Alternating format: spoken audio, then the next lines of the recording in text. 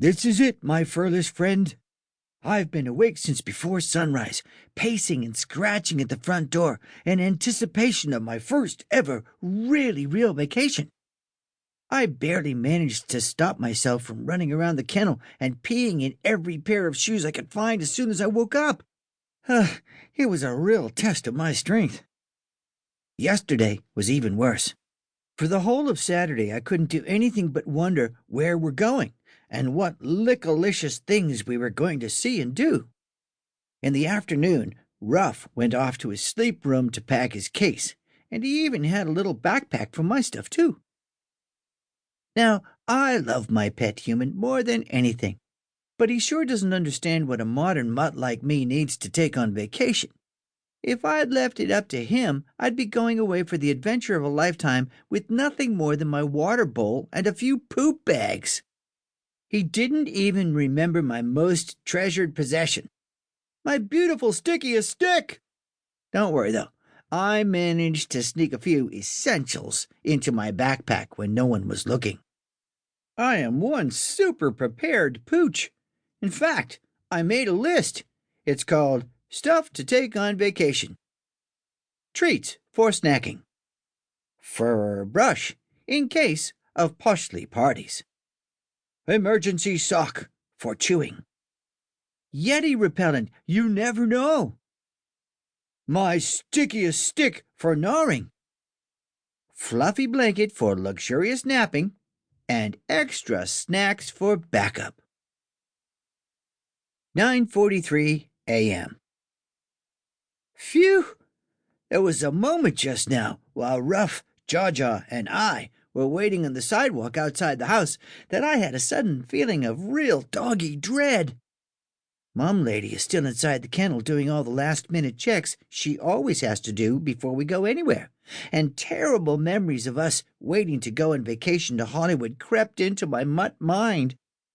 The thought of it still makes my nose twitch and my fur prickle, my person pal. I'm telling you. I swear, that horrible moment when my pooch pack and I realized we were being dragged off to Barking Meadows while our families were waltzing off to the sunny sausage meat streets of Tinkletown still makes my fur bristle and my nose twitch with stress. But Mom Lady has finished with her fussing, and we're all clambering into the moving people box on wheels, which means I'm safe. Woohoo!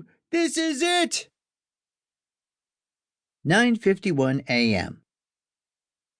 And we're off, my furless friend.